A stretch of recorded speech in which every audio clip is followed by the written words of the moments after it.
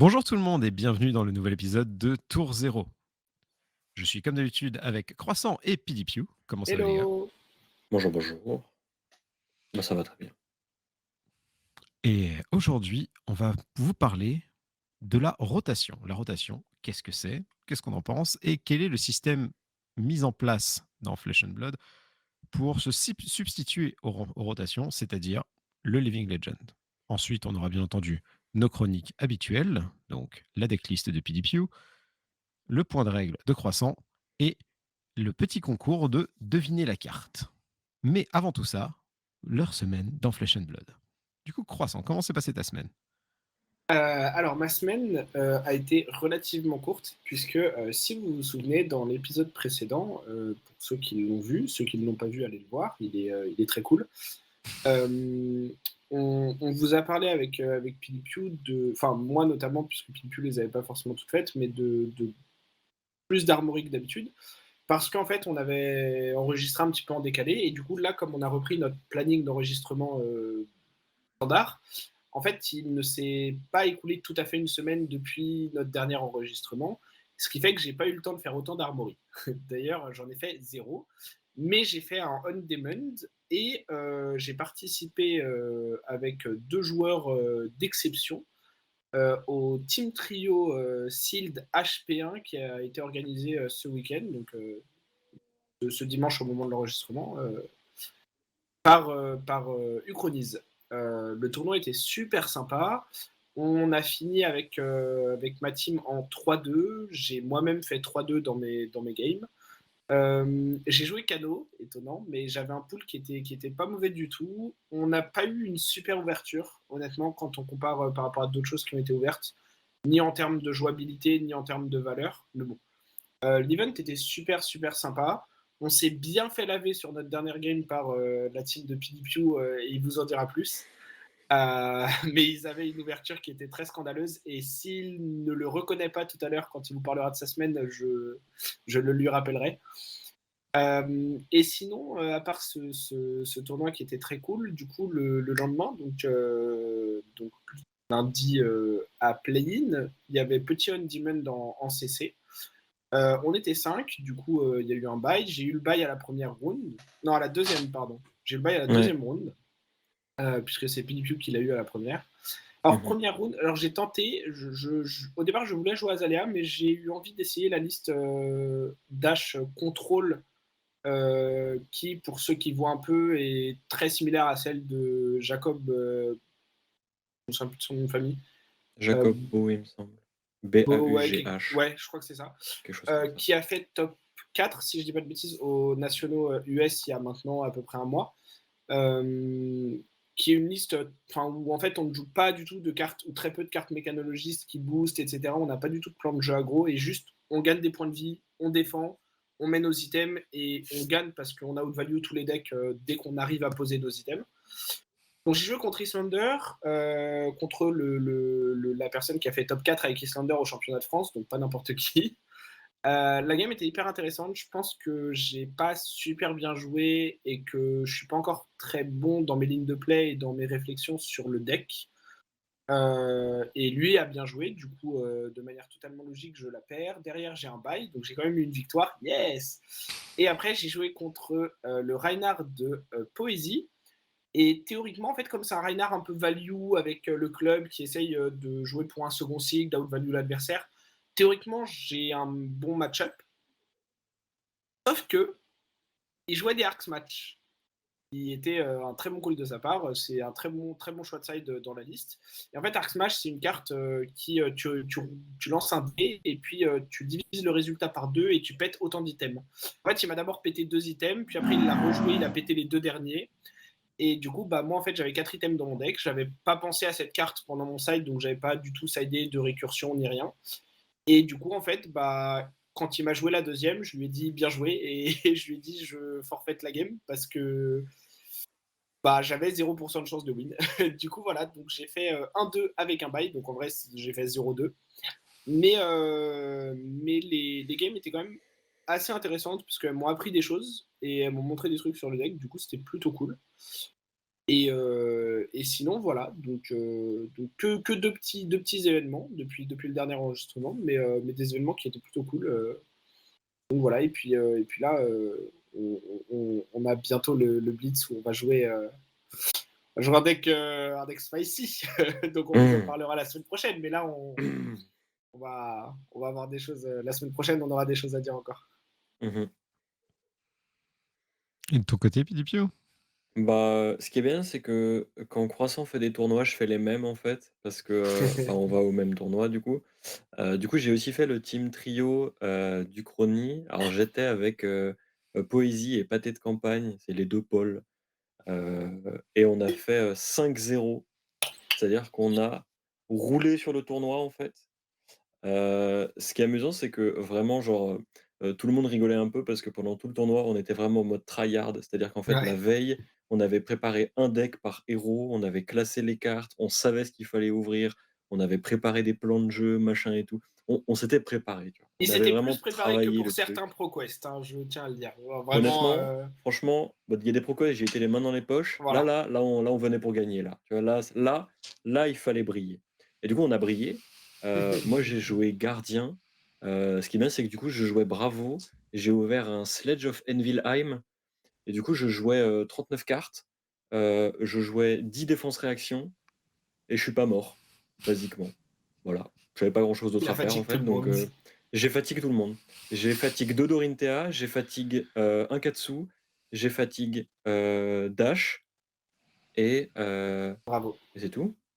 La Et fatigue Bravo. Bravo en cinquième. Ah oui, oui, c'est vrai parce que je l'ai fatigue plus ou enfin, je l'ai tué, mais en fait, je Tu l'as l'aurais eu à la tué, mais tu fatigue. gagnais à la fatigue. Voilà et du coup, c'est vraiment très cool. Il est très fort probable qu'on ait eu une ouverture de cochon.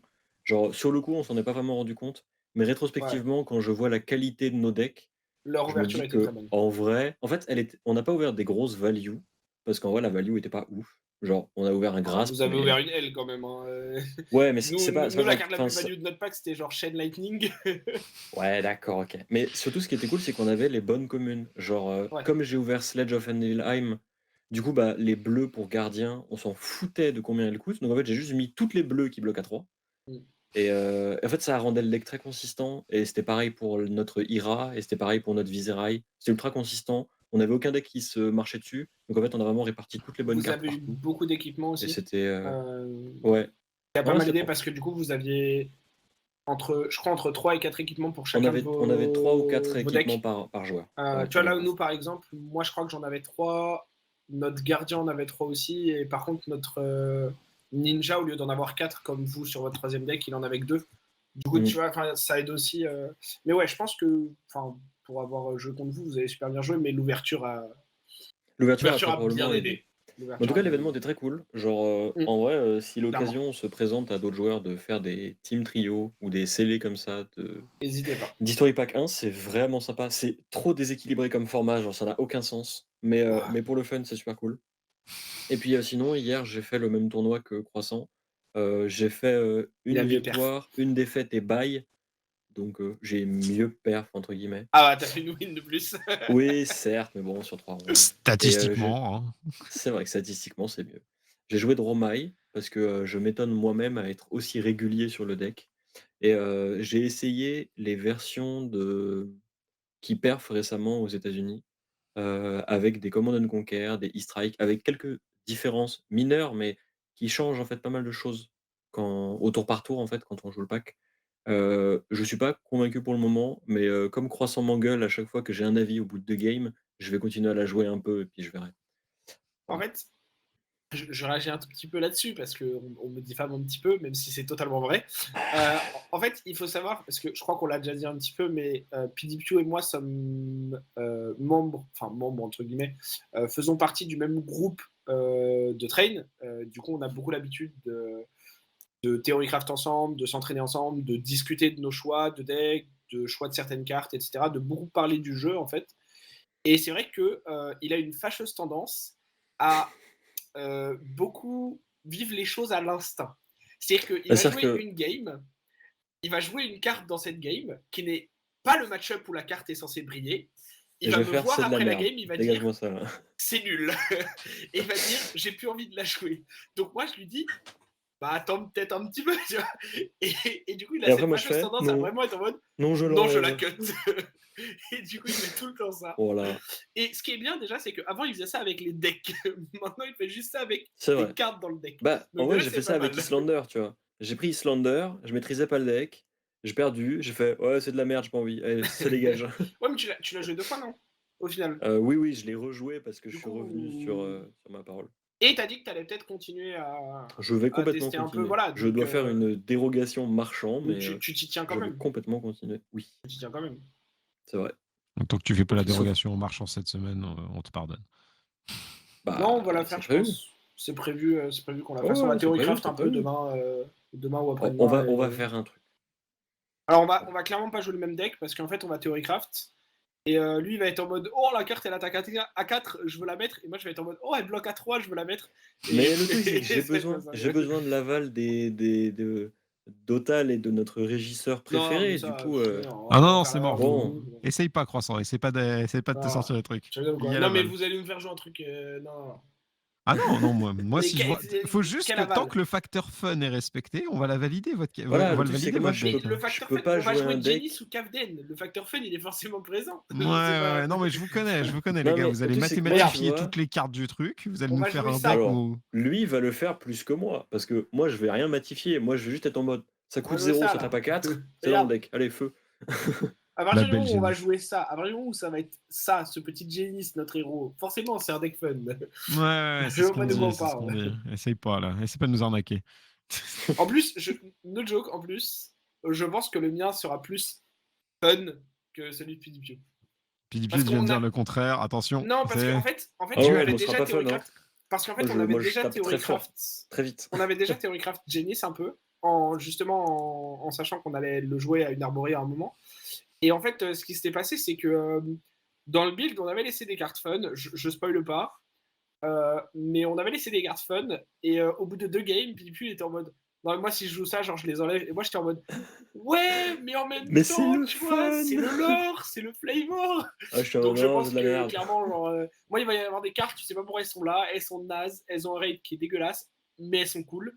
Et Pipu il va faire: non, mais en fait, moi, si tu veux, même si je joue Jenny, j'ai envie de gagner. Donc, ces cartes-là, elles Oh, sortent.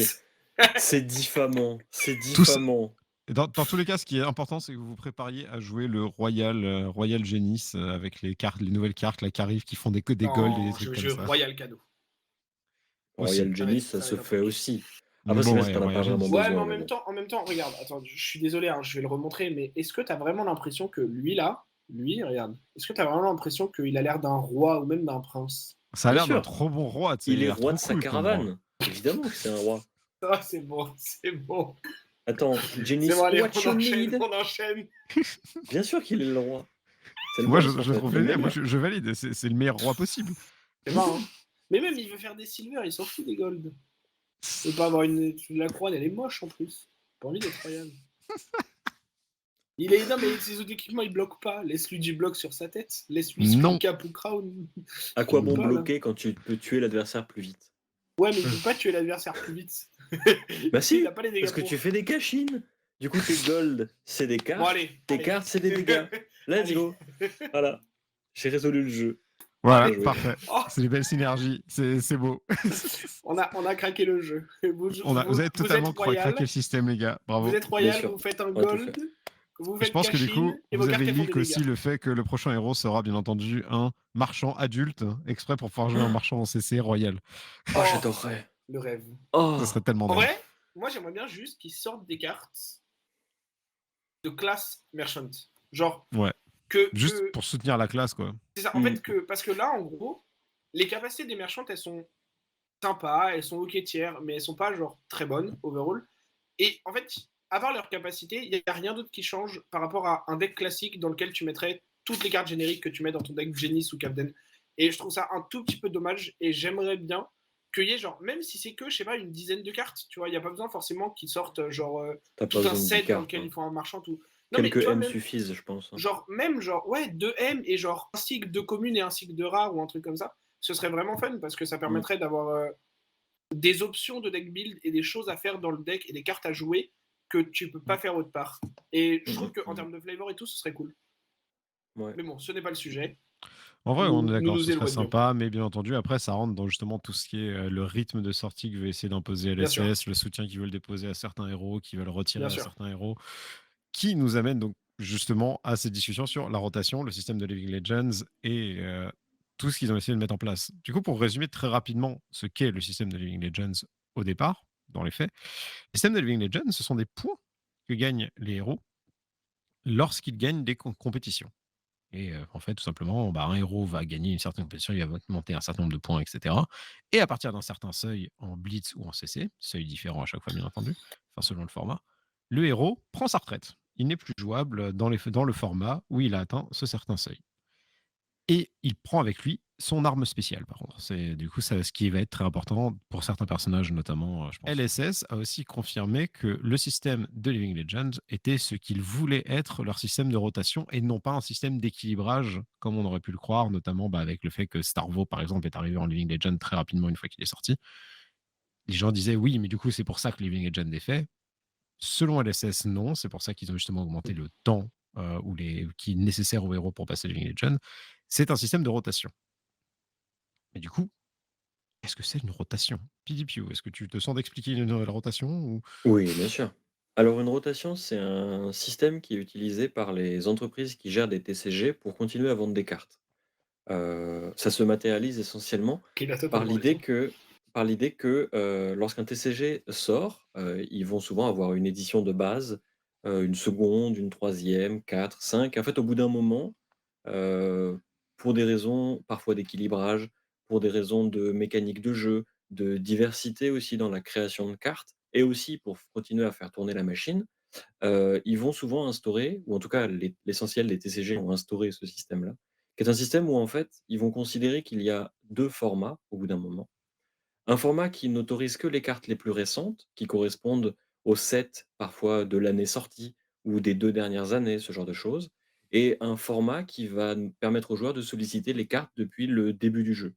Donc, à Magic, par exemple, on a le standard qui sollicite uniquement l'année en cours, le moderne qui sollicite plus de cartes et le legacy et d'autres formats qui sollicitent toutes les cartes.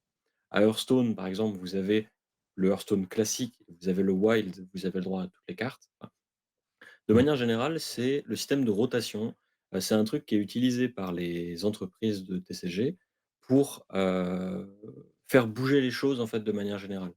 Et le but, ça va être, autant de déplacer une méta pour pousser les joueurs à se réinventer, que permettre aux concepteurs du jeu d'avoir plus de diversité dans leur, création. Parce que du coup, si vous n'avez pas à prendre en compte des cartes sorties il y a 4 ans, bah, du coup, vous pouvez faire des choses uniques maintenant. Et ce genre de réflexion rentre en compte quand il y a une rotation. Et pour des jeux aussi énormes que peuvent l'être, Magic, par exemple, ça permet de, comment dire? De cloisonner d'une certaine manière les profils de joueurs, entre autres, de Mmh. permettre à des joueurs d'avoir une porte d'entrée qui leur permet d'accéder à plus de cartes et cetera et cetera. Voilà. Ouais, Tous les parce TCG que ouais. observent différemment les rotations, mais dans le fond, c'est un peu le même système. Ouais, parce que c'est vrai que ce que tu dis aussi et qui est important, le fait d'avoir une rotation, c'est aussi quelque chose qui va permettre à un nouveau joueur du TCG de ne pas avoir à apprendre 15 ans ou Mmh, 30 ans dans le cas de Magic de cartes quand il bien va se sûr. mettre à un nouveau format. Il va juste apprendre le set qui est en cours avec les cartes telles qu'elles sont maintenant et donc Mmh ça mh. lui permet Mmh. seulement certains combos. Donc c'est vrai que c'est quelque chose d'aussi très intéressant pour la plupart des jeux de cartes d'avoir ça. Et ce qui Mmh. se passe dans Flesh and Blood, c'est que pour le moment en tout cas, on ne nous a pas annoncé de système de rotation. Alors, on Le nous a système Bah, même annoncé Living qu'il Legends y était le en système de aurait, rotation. enfin, ils ont même annoncé qu'a priori, il n'y en aurait pas. Alors, ça peut toujours mmh, changer, ils peuvent toujours Mmh. revenir sur ce qu'ils ont dit pour X ou Y raison. Mais à la base, dans ce qui a été annoncé, dans comment ça a été designé, etc., il n'est pas prévu qu'il n'y ait un jour une rotation à la Magic ou à la Hearthstone avec des formats différents, avec des pools de cartes différents. Or, ce Ouais. qu'on voit déjà par rapport aux raretés avec le Commoner, par exemple, ce genre de choses, mais dans le fait de dire, par exemple, à un moment donné, Welcome to Rust ne sera plus une extension jouable dans le jeu, c'est pas quelque chose qui est prévu. Par contre, ils ont annoncé, le pendant du mode Wild ou du mode Expanded, dans le fait qu'ils ont annoncé un mode où on pourra jouer les héros Living Legends. mmh Yes, Quand il y aura assez de héros Living Legends pour que c'est ça. l'expérience mmh soit quand même satisfaisante, parce que pour le moment, c'est vrai que le format, C'est un format à 3 héros, qui en plus se font un petit peu, s'entremangent entre eux, donc ça serait pas très passionnant les tournois. Pour le Mmh. moment, oui. C'est vrai que ce serait pas Oui. les plus intéressants, pour le moment, Je pense que là mais là, on s'ennuierait un petit peu avec le format, Living Legends, actuel.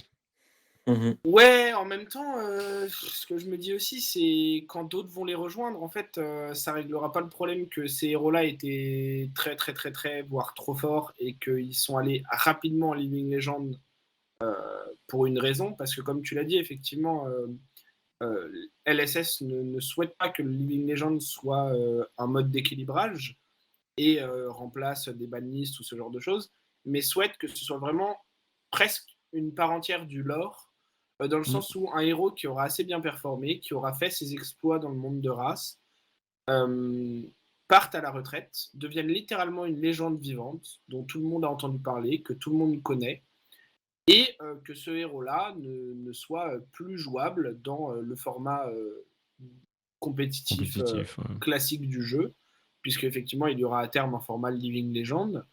Cela étant dit, quand il y a des anomalies comme Starvo, donc Bravo Star of the Show, qui est allé beaucoup trop vite par rapport à ce que LSS souhaite que le Living Legend soit en Living Legend, j'ai peur que le format soit un peu biaisé parce qu'on retrouvera ces inégalités du fait que Starvo en fait était un deck complètement overtuned en classique constructed et il le sera toujours. En fait, il n'y a pas de raison que. Imaginons par exemple, je vais prendre un alors il y a exemple un une peu petite extrême, mais raison, il y a une petite ouais. raison, c'est que ça fait que ces cartes-là vont affronter des decks et des cartes qui n'existaient pas à l'époque où ils étaient Living Legends.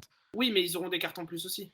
Oui, mais Tu justement vois, après donc. ça peut Alors changer ça peut changer les peut-être match-ups. que Si tu arrives avec des effectivement, nouvelles Et cartes puis dans d'autres héros, peut-être qu'il peut y avoir des cartes qui, par exemple, j'allais prendre rapidement l'exemple de Azalea. Imaginons Azalea qui devient Living Legend dans genre 3 ans euh, et qui se tape contre Bravo Star of the Show. Bah, je sais pas si le match-up sera plus. Enfin, en vrai, il était pas, de ce que j'ai entendu, il était pas si horrible. Mais disons qu'il va pas. Enfin, en fait, un match-up ne va pas magiquement s'améliorer parce qu'on est passé du construit au Living Legend. Et un héros qui était underpower dans un format ne sera pas d'un coup overpower en Living Legend juste parce qu'il a gagné des points depuis. Et un héros qui était overpower en construit ne va pas devenir underpower dans le format Living Legend. C'est-à-dire que, en fait, en gros, le point que je veux faire, pour être un peu plus clair, c'est que tous les héros ne vont pas aller au même rythme en Living Legend et mmh, pas, entre guillemets, pour la même raison. Et du coup, le oui, c'est sûr. format Living Legend peut être équilibré à terme parce qu'effectivement, on peut voir des héros qui petit à petit deviennent de plus en plus strong parce que soit il y a du power creep, soit autre chose, soit qu'ils trouvent des réponses qui auraient été trop fortes à l'époque d'un autre héros, mais comme ce héros n'existe plus, ben on s'en fiche qu'il y ait des réponses. Et auquel cas, le Living Legend pourrait être équilibré. Mais en l'absence de ça, voilà, actuellement, De toute façon, Servant en je Living pense que après, Legend, Shane en Living il y a un Legend, truc ça a quand même aussi. l'air d'être des héros plus forts que les autres, quoi. Il y a un truc aussi, c'est que théoriquement, ils n'ont pas dit que Living Legend serait un format où les héros seraient jouables en l'état. On n'est pas ouais, à l'abri qu'ils disent, bah, Starvo, ça, c'est banni. Oui, Pas à c'est l'abri qu'ils vrai. disent que juste Starvo est banni de base, en fait. Parce que alors, s'ils ont admis que c'était une anomalie et qu'il aurait dû être banni, il y a un monde où ils disent: «Pour le c'est pas moment, faux. c'est pas possible, banni de base», tu vois? Parce qu'en vrai, C'est pas faux. tu dis que enfin, Chain et Prism ont fait leur temps. Genre, ils ont vécu le laps de temps qu'attribue LSS à un héros. Parce que Mmh, dans l'article qu'ils ont Mmh, sorti, ils ont ouais. dit: «Ils veulent qu'un héros vive entre 6 et 9 mois». Ils veulent qu'un héros ait entre 6 à 9 mois d'existence à peu près. Bah, alors franchement, Chain et d'existence Prism, compétitive du coup quand même. Oui, bah, On est depuis d'accord, que hein? l'édition est Ouais. sortie du coup, ouais. oui, depuis que le perso existe, ils ont pas dit: ils veulent que ce perso soit tier 1 pendant 6 à 8 mois, il Non, faut que le Mmh. perso ils veulent entre que sa le ils veulent release que et le le moment où il est ouais, ça. sorti, il faut 6 à 8 mois.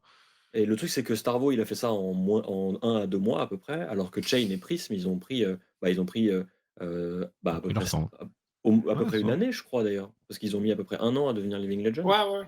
Donc en fait, ça Ouais, c'est vrai. correspond Bah, beaucoup plus à un rythme même normal. un peu plus pour Ouais, Prism. pour Prism. Mmh. Après, je pense que ce qui en a fait un peu des anomalies quand même, Ah non, et mais après le indépendamment du niveau fait des qu'ils ont cartes, fait. c'est Non, autre mais chose. indépendamment du fait qu'ils ont fait leur temps compétitivement, enfin, le temps que LSS voudrait compétitivement, je pense qu'on ne peut pas enlever que, notamment pour Chain, le deck est à un power level qui est au-dessus de la plupart des autres. Mais je pense qu'il y a aussi en fait, quand LSS parle de 6 à 9 mois de compétitif et d'apparition compétitive, je pense qu'il parle aussi potentiellement sur plusieurs formats différents, sur plusieurs années différentes, avec des retours de deck dans des Mmh. méta spécifiques ou avec des cartes spécifiques qui sortent et qui viennent les renforcer, et pas Ouais. forcément genre 9 mois de domination continue, ou Non, mais presque ça, oui, continue, mais comme on a pu le ça, voir ça, pour ces ça, decks. tu vois, c'est une question d'équilibrage en fait. C'est-à-dire que Faille Oui, bien sûr, sort, il fait n'importe quoi et il perd très vite Stubby et les quelques cartes qui étaient clés pour le deck. Maintenant, le bien sûr. deck est jouable et il existe comme existait Prism, avec C'était leur des but, hein, de toute choses façon, qu'elle hein. permet et qu'elle permet pas, et genre, bah, elle fait sa vie en fait. Et le deck va être joué, va être bien joué, donc il va faire des points petit à petit. Mais je pense que Faille, par exemple, va avoir un an, peut-être un an et demi d'existence si d'autres choses le surclassent. Peut-être un petit peu moins si d'un coup il a une carte qui le rend, très Moi, je pense que efficace, c'est enfin, même possible qu'il ait plus. oui, probablement. Mais en fait, moi je serais rassuré que les héros durent plus longtemps. Je C'est-à-dire suis qu'en totalement vrai, d'accord. Je suis tout à fait genre d'accord les aussi. seuls héros qui ont vraiment, touché les étoiles, c'est Prism, Chain, Braillard et Bravo Et Sort de Star Show. Wars, ouais. Mmh, Tous les autres héros sont tellement loin du Living Legend. Hold'em se mmh, rapproche, mais on n'y est pas. Genre vraiment jusque de là à ce on qu'Hold'em n'y est On pas n'y fasse est ses encore. pas points, on n'y grâce est à leur vraiment changement pas. de système, hein, parce que si le système avait Ouais, pas bien sûr. changé, là, on Oui, n'était bien pas là, sûr, hein. mais Enfin, Mais c'est ce qui fait dire qu'ils ont quand même conscient, enfin, ils ont quand mmh, même fait des petits calculs et ils se sont dit: «Ah, peut-être que notre système, prend en compte un jeu pas encore aussi développé que maintenant». Et ouais. du coup, ils se sont dit: «Bah, on va réduire un peu». Et en fait, moi, ce que je trouve intéressant avec ce système, c'est que contrairement à Magic, contrairement à Hearthstone, contrairement à beaucoup de jeux avec une rotation, où vous avez l'idée que vraiment tous les ans, à date fixe, il y a toutes les cartes qui disparaissent. C'est-à-dire que vraiment, genre à Magic par Mmh. exemple, le standard, vraiment il y a un moment dans l'année, il y a une sortie d'édition qui dit à partir de cette sortie, vous avez 4 éditions qui ne sont plus jouables en standard et qui d'un coup deviennent modernes, d'un coup n'ont plus aucun intérêt, elles disparaissent sur Arena, enfin genre bon. Et en fait, d'un coup, ça fait disparaître beaucoup de cartes. Donc ça fait mmh, beaucoup de changements. Là Ouais. où ce que je trouve stylé avec le système de rotation, parce que j'appelle pas fondamentalement ça une rotation au sens macro du jeu, avec le système de Living Legend, c'est plutôt en fait des subtils changements de méta liés à l'apparition et à la disparition des héros, qui en fait font comme si genre le jeu avait autant de timelines qu'il avait de héros, et qu'en fait toutes ces timelines avançaient à une vitesse différente, et que parfois il y en avait une qui atteignait sa fin et du mmh, coup, bah, ça disparaît et du coup, bah, les autres continuent à se déplacer. Et en fait, l'idée que tu puisses jouer au même jeu que tout le monde, mais avec une temporalité différente, parce que Living Legend, en fait, et parce que tu joues un héros et tu sais qu'il sera pas Living Legend. Du coup, bah, tes cartes, tu sais que tu les as achetées et genre, bah, c'est pas grave, en fait, c'est que tu vas continuer à jouer le héros tant qu'il sera pas fumé. Et d'autres joueurs qui vont se dire: «Bah, le héros est fumé, peut-être qu'il va être Living Legend dans un mois, mais c'est pas grave, en fait, genre, j'ai envie de le jouer et je le joue». Et en fait, cette mmh. façon de permettre aux joueurs d'avoir différentes temporalités, mais aussi que cette temporalité, du coup, ait beaucoup moins d'impact sur le jeu de manière générale, je trouve que ça rend ces rotations moins, pas moins désagréables, mais, ça fait moins tremblement de terre que ça peut faire dans les autres jeux. Ouais, mais je trouve que le côté négatif qu'on peut opposer à ça, c'est les blocages de design space que ça va créer du coup. Parce que justement, ça fait que LSS se retrouve dans une situation où il y a des persos où ils savent que ces persos-là vont pas être Living Legends avant longtemps, mais Mmh. où ils se disent, mais du coup, ça limite certaines interactions qu'ils peuvent créer dans leurs cartes parce qu'ils se disent, oui, mais justement, parce que ce perso est pas Living Legends et qu'on peut pas le ban autrement, parce que tu peux pas ban un héros, enfin, tu vends pas ban gratuitement un héros, on peut pas se permettre de créer telle ou telle carte. Je pense notamment aux cartes Ice par rapport à Icelander ou Hold'em où ça va, il y a un blocage de design space avec ces deux persos-là notamment, parce que ces persos-là vont jamais être rotate tant qu'ils sont pas Living Legend et potentiellement c'est dans très longtemps Oui, que les mais deux vont tu sortir. vois, en fait, comme ils ont dit que, ils voulaient volontairement séparer, heu, l'équilibrage du jeu avec la rotation du jeu, je Mm. pense Mmh. que comme ils ont en fait, quand ils ont annoncé Dynasty, ils ont fait passer une ban list où ils ont dit: «À la sortie de Dynasty, en Blitz, Stubby Hammers, ce sera banni». Bah, en fait, je pense Alors que c'est Uprising, pas si Dynasty, mais ouais, Uprising, excuse-moi. oui. Je pense que si un jour, ils veulent ouvrir du design space et qu'ils ont conscience que c'est l'existence d'une carte qui les restreint ou d'une façon de jouer, il y a un monde où, en même temps qu'ils designent le deck et les nouvelles cartes. Ils réfléchissent à une banlist, réfléchissent à leur impact et c'est ce qu'ils ont dit depuis, Starvo, c'est qu'ils se sont rendus compte que leurs tests avaient probablement pas été assez poussés et pas assez cohérents avec, le présent du jeu et qu'en ce sens, ils allaient faire plus attention et je pense que plus le temps va passer, plus on va avoir une banlist remplie comme on a sur Yu-Gi-Oh! Par exemple. Parce qu'en fait, Ouais. ce sera ça notre rotation d'une certaine manière. Ouais, mais C'est-à-dire justement, que c'est une rotation déguisée au final. bien sûr, bah, de toute manière, Bah, Yu-Gi-Oh! Ils le disent pas, mais c'est une rotation déguisée. Il y a un standard à Yu-Gi-Oh! Et tu peux débarquer avec ton deck Eternal dans un tournoi de standard parce qu'il y a pas de différenciation, mais tu vas te faire laver tu vas te faire laver, quoi. alors, déjà, je suis pas tout à fait d'accord. J'ai l'impression que ma cam freeze. Est-ce que c'est juste moi ou c'est sur le retour T'inquiète, Enfin, vas-y, est-ce que vas-y. c'est juste sur le T'inquiète, retour vas-y, Ok. t'inquiète, c'est pas important. Ok. Non, parce que j'ai eu des. En fait, je disais un peu, j'ai eu des petits problèmes de Wi-Fi récemment chez moi ces derniers jours. Et du coup, si ma cam freeze, c'est Enchaîne. possible qu'il y ait autre chose qui arrive après. Mais du coup, je suis pas tout à fait d'accord avec l'argument sur Yu-Gi-Oh! Parce que je pense qu'il y a plein de decks plus anciens qui peuvent être joués. Mais sur Flesh and Blood, je pense qu'effectivement, le fait d'avoir une ban list, même s'ils ont mis des cartes suspended et pas nécessairement ban, c'est quelque chose qui, à terme, va créer cet aspect de rotation qu'on n'a pas et que a priori on ne devrait pas avoir dans le futur. Parce que justement, c'est ça qui va permettre de créer du nouveau design space et c'est ça qui va permettre d'empêcher que des cartes restent trop impactantes trop longtemps, trop fortes trop longtemps, ou qu'elles soient trop fortes avec des nouvelles choses qui apparaissent.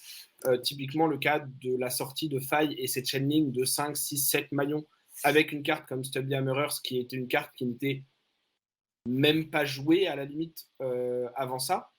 Et donc, je pense qu'effectivement, cette banlist va faire office d'une certaine manière de rotation en complément du Living Legend. Et je pense que c'est la complémentarité des deux qui va faire que le jeu va pouvoir, dans sa longévité et dans son long terme, se renouveler sans avoir besoin d'une rotation classique à la Magic, avec un format qui, comme l'a dit PDPU, tous les 2 ans ou tous les 1 an ou tous les 6 mois te dit ah bah toutes ces X cartes, tu n'as plus le droit de les jouer, et qui peut être frustrant pour les joueurs, frustrant pour les gens qui aiment leur deck, frustrant pour les gens qui n'ont pas beaucoup de budget et qui ont investi dans des cartes.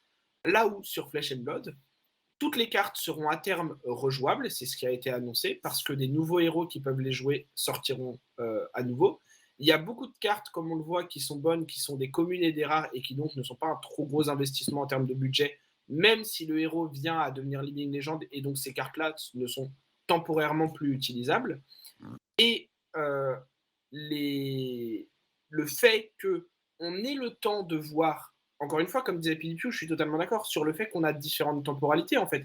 On a le temps de voir notre héros arriver Living Legend. C'est-à-dire que quelqu'un qui actuellement se dit oh, j'ai envie d'investir sur Braillard parce que j'aime bien le personnage. Alors bon, certes, s'il veut le jouer longtemps, on va dire à cette personne, c'est dommage, tu vas pas pouvoir, et donc si tu as vraiment envie de jouer Braillard, bah malheureusement, il faudra que tu fasses un choix quand même. Mais dans l'absolu, si la personne elle dit ah bah Braillard c'est le meilleur deck, j'ai envie de claquer 700 balles pour jouer Braillard parce que j'ai envie de gagner mes 3 prochains tournois. Bah fais donc, mais tu sais que dans 1 mois, 2 mois, 3 mois, selon combien de tournois on a à ce moment-là, Braillard va passer Living Legend et tu ne pourras plus jouer Braillard. Mm. La plupart de tes cartes, tu pourras les jouer à Cet terme, mais aspect-là est tout aussi vrai dans le système de rotation pour le coup. alors ça, je suis d'accord. Mais L'autre aspect, non, du coup, on est maintenant d'accord. Mais... si tu prends quelqu'un qui veut jouer un deck qui est plus Boltin tiers ou Lévia tiers ou Azalea tiers, comme on dit souvent dans les tier lists, et qui est un deck qui actuellement a très peu de points, voire pas de points du tout en Living Legend, qui est un deck qui apparaît comme vraiment moins bon en termes de power level que les autres, à ce moment-là, tu peux dire à cette personne qui veut investir sur ce deck, certes, tu vas peut-être mettre 400, 500, 600, 700 euros, donc comme pour un deck Braillard, pour un deck qui va être moins performant, mais si tu aimes ce deck, tu vas théoriquement, dans l'état actuel des choses, pouvoir le jouer longtemps. Et il ne va pas partir en même temps que Braillard, qui va partir dans 2 mois parce que le deck est actuellement plus fort que d'autres choses. Et ça, je trouve que c'est un aspect qui est très bien pour encourager des nouveaux joueurs parce que du coup, tu as, tu as plus envie d'investir dans ton deck et dans tes cartes quand tu sais que tu peux choisir un investissement qui ne va pas disparaître dans un an. Ouais, mais moi, je vais rebondir sur justement l'aspect des nouveaux joueurs, des choses comme ça. Alors, je fais un petit addendum pour préciser que je suis plutôt pour le système de Living Legends, hein, personnellement, parce que vu que je fais l'avocat du diable et que je dis que les trucs négatifs dessus, on peut avoir un doute, mais justement, pour un nouveau joueur, tu arrives et tu fais. Bon, alors, du coup, pour faire mon deck, je dois avoir des cartes de 6 extensions différentes. Ah oui, mais c'est compliqué quand même. Donc, tu te retrouves à avoir des joueurs qui, au lieu de justement avoir cette option de juste prendre deux, trois extensions, enfin, les cartes les plus récentes, doivent apprendre l'intégralité des cartes qui sont sorties dans le jeu jusqu'à présent, puisqu'en plus elles sont toutes jouables, quelle que soit la classe et autres. Et en plus, du coup, qui doivent se fournir sur plusieurs extensions en même temps. Bah, du coup, tu vois, en fait, moi, ce que je me dis, c'est que l'argument financier, tu peux aussi le voir dans l'autre sens, c'est-à-dire du point de vue de l'éditeur. C'est important de prendre en compte, le point de vue des joueurs et en vrai, je pense que, enfin, j'ai toujours trouvé ça assez paradoxal de parler de l'aspect financier de l'investissement dans un TCG, quand on parle d'un TCG. Parce qu'en Mmh. vrai, on parle quand même d'un hobby qui, par vocation, enfin, par l'essence même du TCG, c'est d'être cher et de te faire cracher de la maille.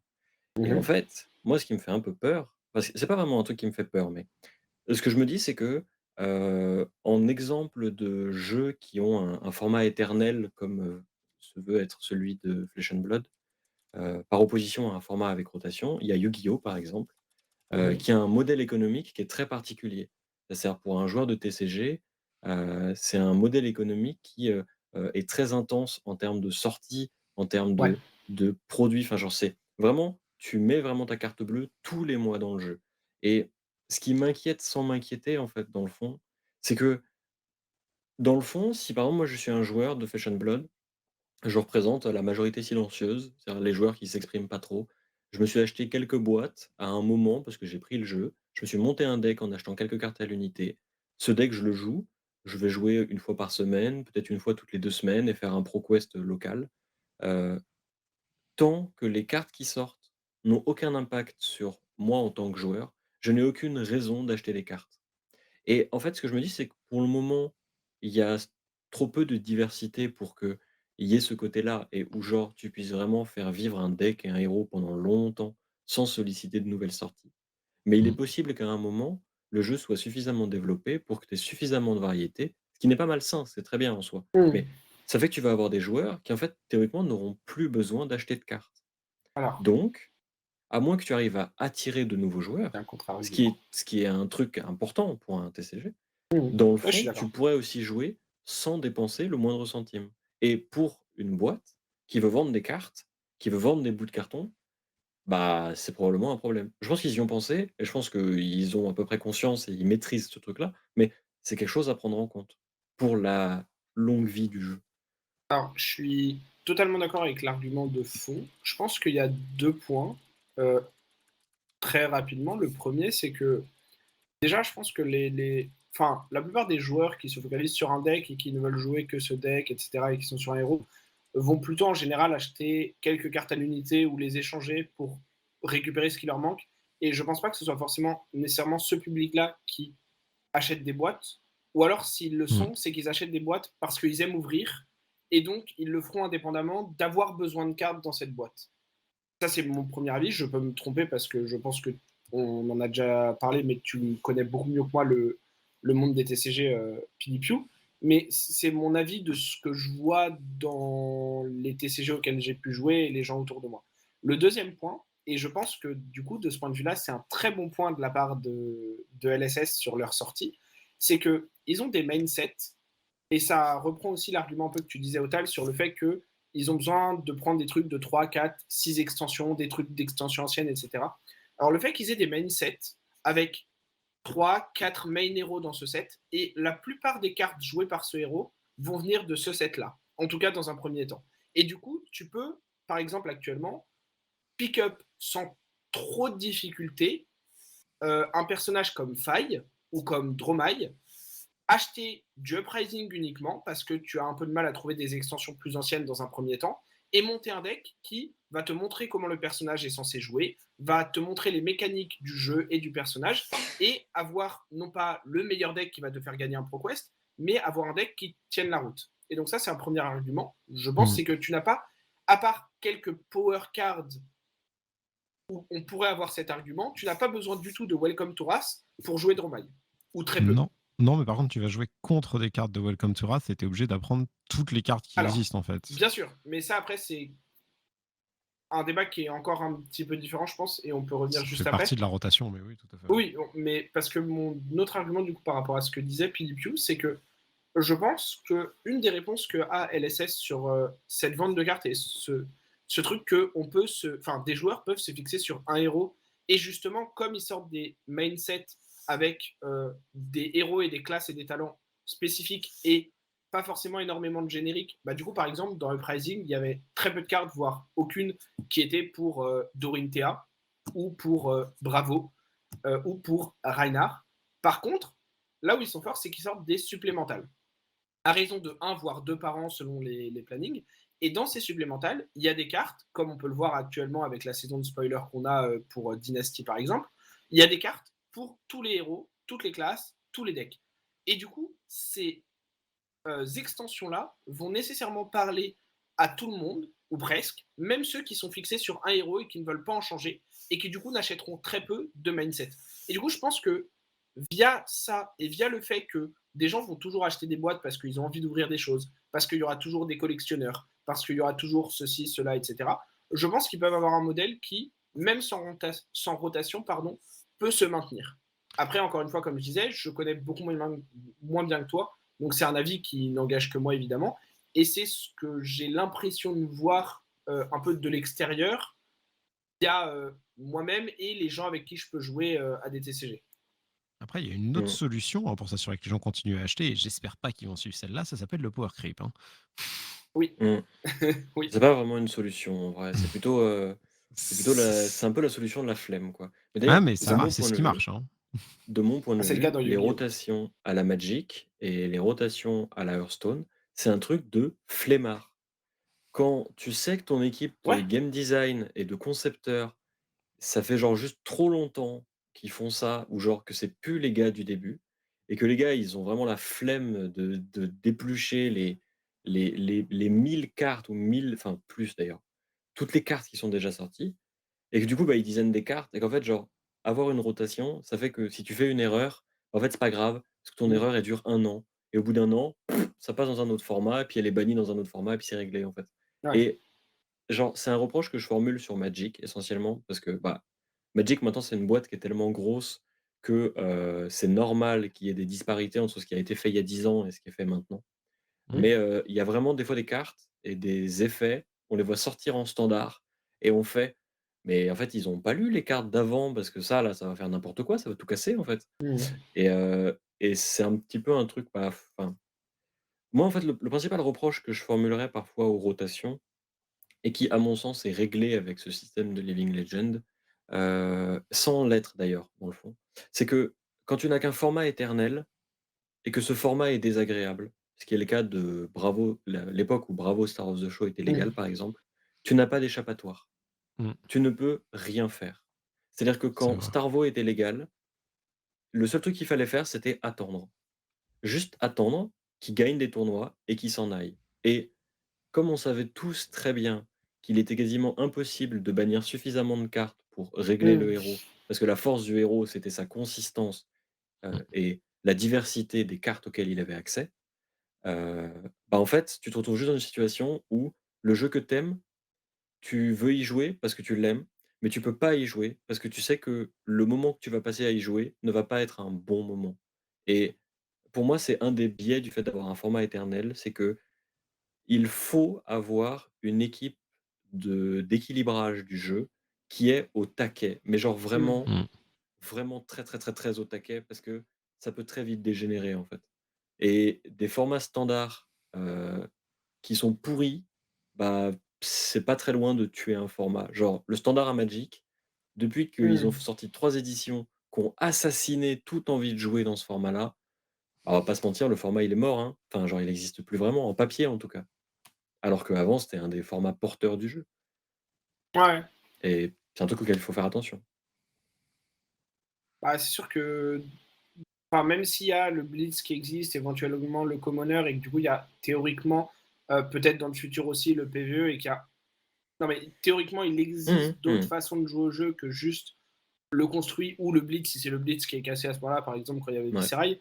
Heu, c'est sûr que à part attendre une banlist ou que le personnage aille en Living Legend très vite parce qu'il est vraiment, en anomalie, il n'y a pas vraiment d'autres formats majeurs avec un tournoi, enfin avec des tournois aussi fréquents, un circuit compétitif aussi développé, etc. Qu'il peut y avoir quand on compare le Pioneer, le Legacy, le Moderne, etc. à Magic, où en fait Mmh. tous les formats ou presque sont autant ou presque poussés, on va dire. Pas du tout, Et là-dessus, mais enfin non plus ou mais moins. par rapport au fait J'ai que compris les ton gens argument, puissent y t'inquiète. jouer et s'échapper d'un Ouais, format pour t'inquiète, aller dans t'inquiète. un autre. Mmh. Et je pense qu'effectivement, ça peut être un des problèmes qu'on peut avoir à terme.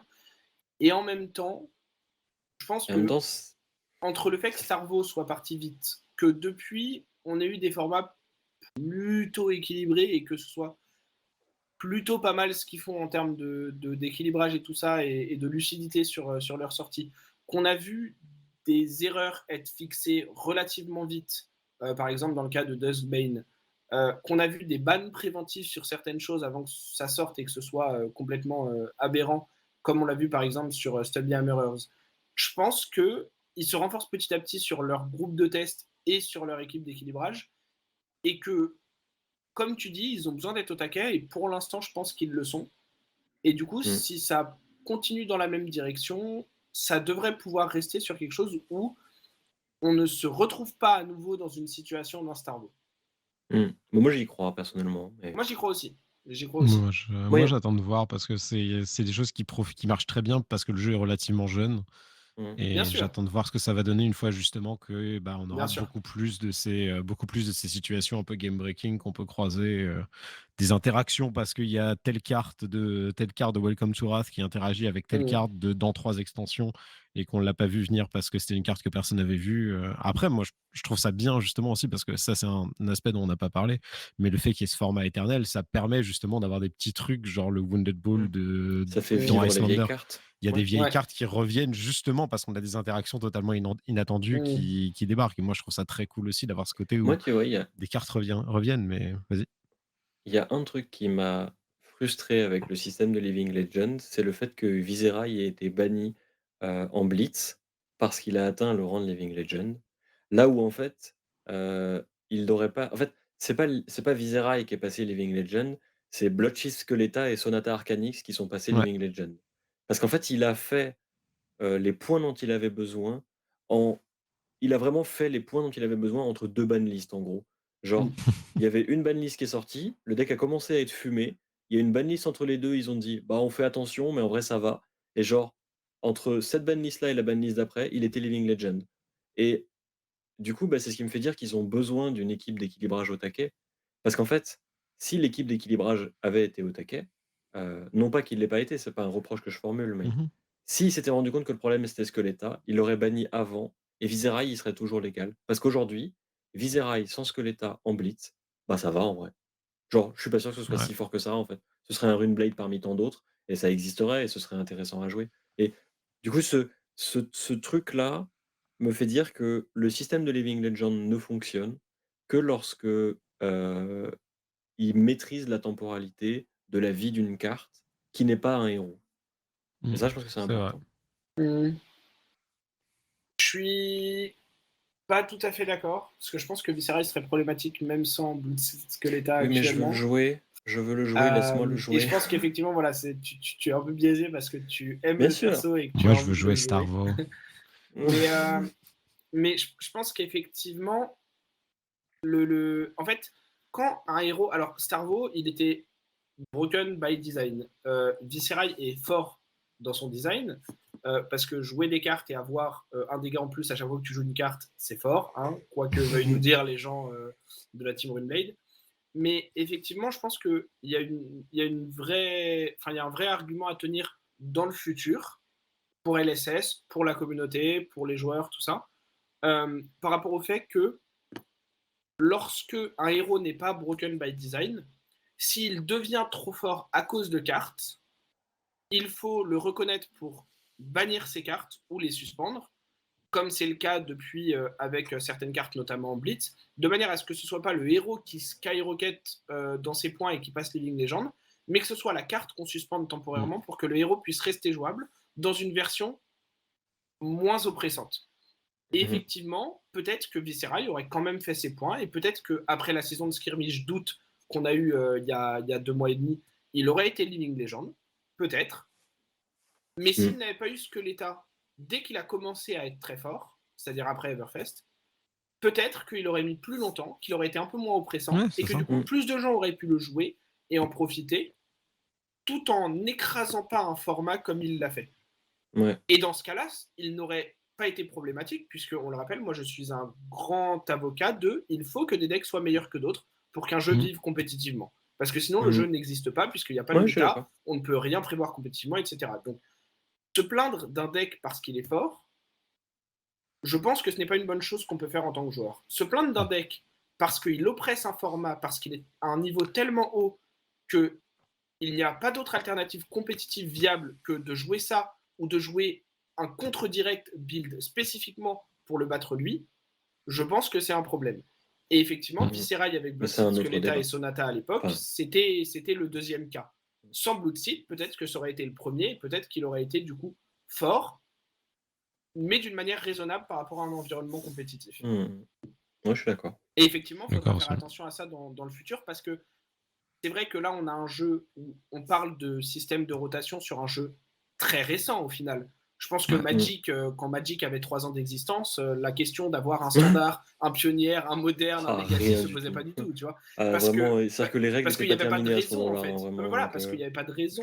Donc effectivement, mmh mh. peut-être que Flesh and Blood, s'il a la même longévité qu'un jeu comme Magic par exemple, ou comme Yu-Gi-Oh, ou comme ces grands noms du TCG qui sont là depuis très longtemps, et que dans 10-15 ans, le jeu existe toujours, peut-être qu'effectivement, bah, Welcome to Wrath sera plus légal parce qu'il y aura des trucs complètement débiles et dégénérés qui existeront, et que ça aura trop limité le design space, ou qu'il y aura trop de poules de cartes pour pouvoir tout gérer à la sortie d'une extension et être sûr de ne pas faire d'erreur.